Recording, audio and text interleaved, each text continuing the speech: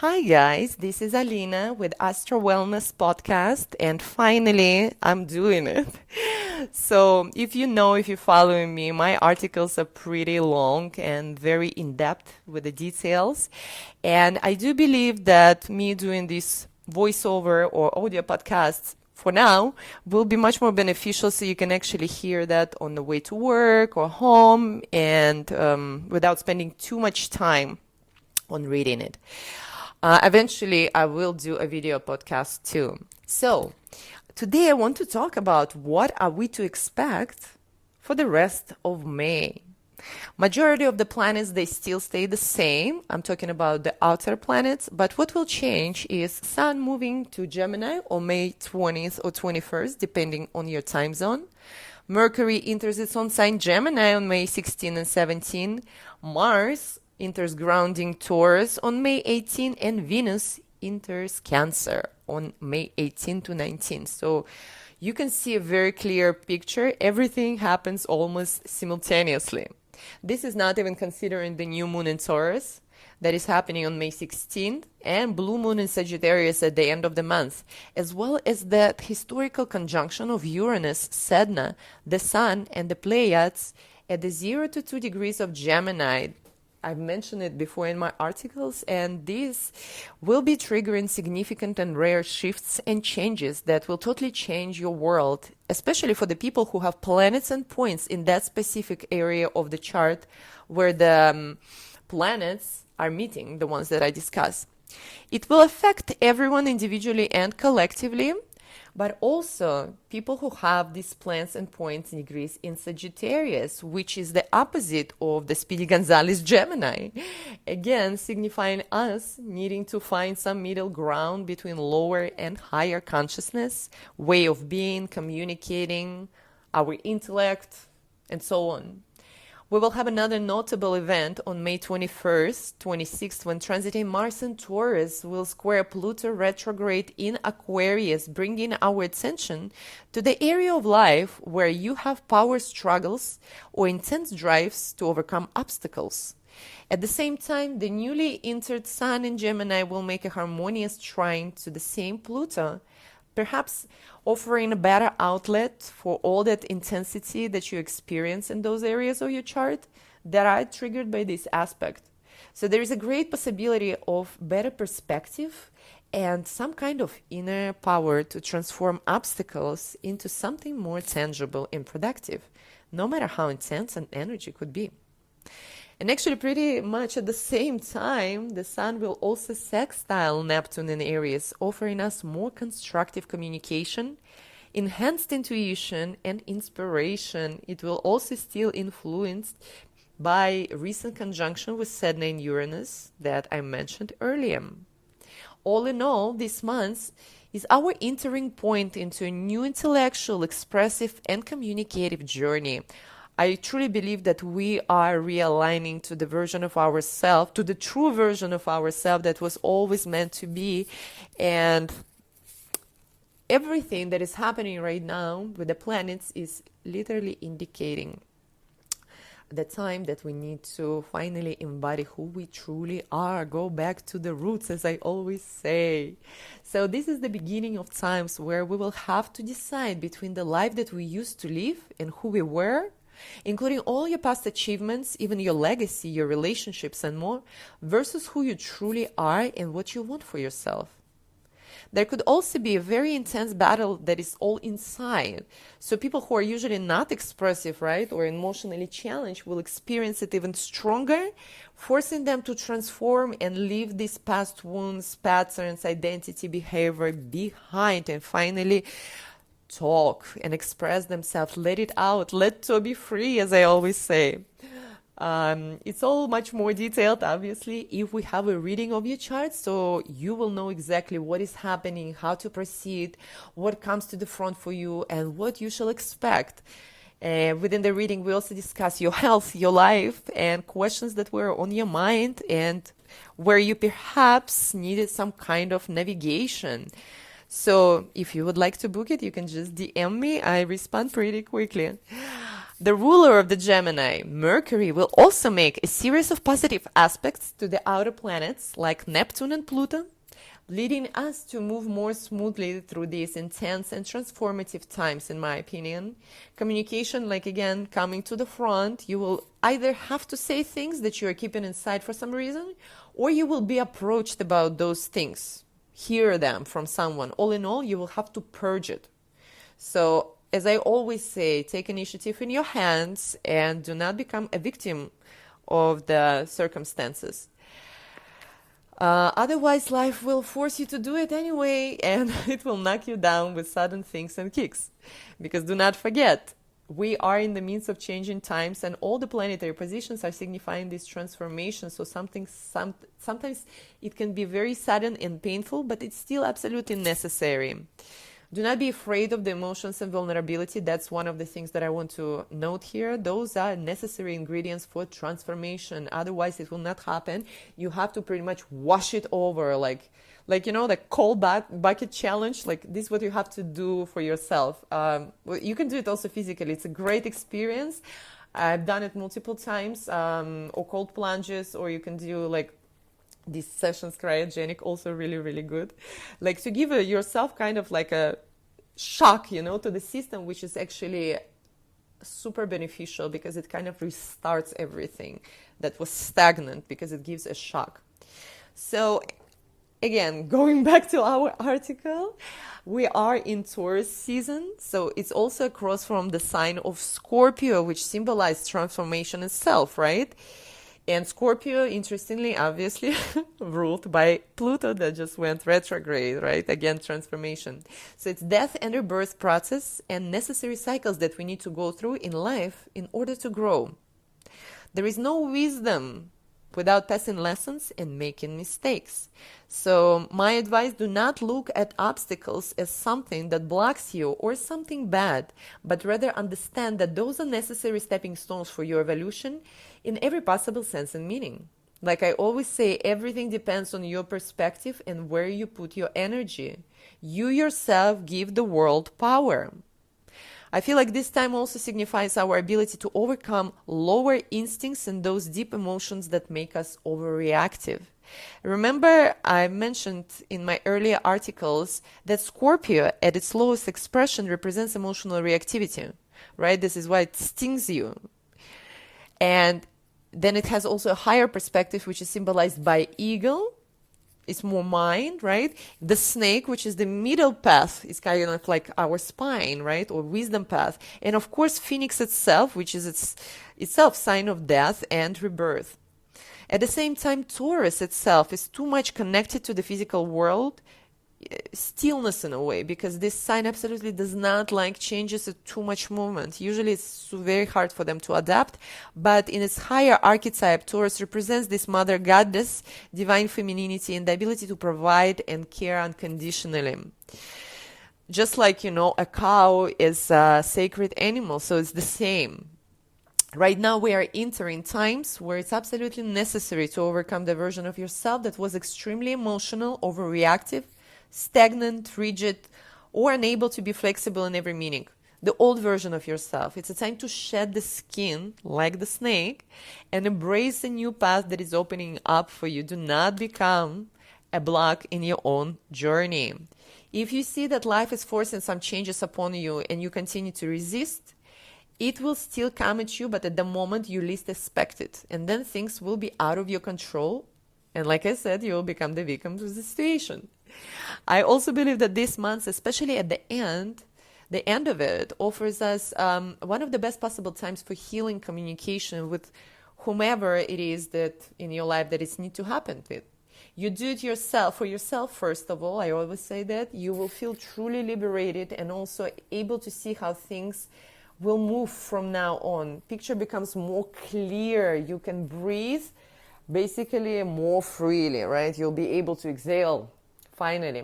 So my question is, aren't you tired of being in this stagnation? So you need to gain this confidence and finally say those things. I truly believe that for each and every one of you that is listening, you can think of this situation in your own life. And if you're on navigation, get the reading. Now, Taurus represents our throat chakra in general, right? Our communication and speech. Mercury also represents communication. So you see what happens with the rest of the planets is literally the same, right? Everything is about communication. Now, very interestingly, I'm just going to note here that from the point of esoteric astrology and considering, let's say, views of Alice Bailey, Taurus itself actually ruled not by Venus, but by Mercury. And it kind of makes sense because it's throat chakra, Mercury communication. So it's very interesting, right? And I might will do like a session about esoteric astrology because this one is explain us the soul evolution. It's much more complex, but it's definitely very rewarding. Now, let's get back. So, all in all, we see that all attention on communication, something needs to happen. It literally asks you to talk. So something needs to be talked over. Perhaps something needs to be closed or explained, or finally some truth needs to be said out loud. The light has to be shed. And at the end of the month, we have this conjunction, which is basically a connection of the planet at one single point of Uranus, the Sun, Sedna, and Pleiades. And what it basically literally represents that it's shedding a light on something, on some dark place. Our soul lays there deep inside, so we must to bring it. Raise your consciousness and do not be afraid, to do anything, because fear is empty. You only put your power there with your energy. Okay, so right now something is eating you from inside in one way or another, and this bottling up of emotion and words will definitely affect your health, and pretty much almost immediately. Again, I want to remind you that Taurus represents your physical body too, and the way you provide for yourself, take care of yourself. So you will feel completely drained, exhausted, and perhaps even get sick. The areas of your chart that could also be affected right now, and of your body, it's your glands, throat, respiratory pathways, lungs, lower part of your legs, arms, head, brain, eyes, and at the same time, also your reproductive system, which is signified by Scorpio. And if you will not purge whatever it is that is eating you inside, all of these areas will be affected and you will face some very unpleasant health challenges. I cannot stress it, guys, enough. This is why I'm also offering everyone right now to get an Astro Wellness reading with me. This is my signature reading that combines completely different techniques that give you a full and whole picture and a blueprint, kind of your wellness. I explain absolutely every single detail of this wellness map. We talk about your nutrition, possible challenges connected to your physical, emotional, spiritual health, the ways you can integrate your current health condition, where you need to pay attention, and more. We talk about absolutely everything because you're yourself unique. So stop treating yourself like you're just like everyone else. You literally have a map. Just like you're treating your natal chart as a natal chart, so you want to get some navigation, the same, we can do that for the wellness. And it's incredibly accurate. You cannot even imagine. So just get the reading, and this is extremely beneficial. And in general, we are getting into the summertime. So we want to get better and healthier so we can enjoy life too. And I've been talking about us needing to pay attention to wellness from the beginning of the year. And guess what? Almost everyone that I had a reading with faced some kind of challenges until now with their health. And even though some of the people were completely healthy in, just a few months before. And this is just the beginning. Okay, so you need to look back at everything. You might also experience mental pressure, complete exhaustion, sudden and unexplainable fatigue that makes you also sleep all the time. It can also be mental overstimulation, and if you are the person who has a tendency to overthink, you will experience it stronger. And at the same time, this pressure could manifest literally in your body. You can quite literally experience constipation, heavy feelings around your stomach, lower back, even your feet, and making you unusually sluggish perhaps. So if you are dysregulated, you can also experience this, again, flashes of insights, Sudden burst of energy, but followed by the same sudden fatigue and inability to think straight at all. Unexpected respiratory issues, pressure and pain in the neck, less flexibility in your arms, or inability to take a full breath. All of it absolutely possible right now. Just breathe right now and think what is pressuring you.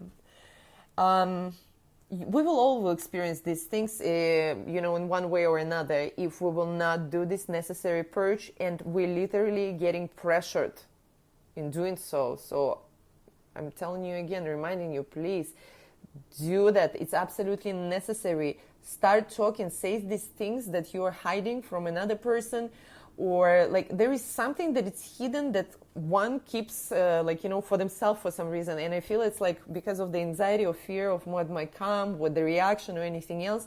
But this is a necessary step. And even if there is a reaction, it is a necessary reaction. So we are kind of predisposed to think conflict is always bad, but conflict also gives us a solution. So sometimes this kind of conflict, right, is absolutely necessary.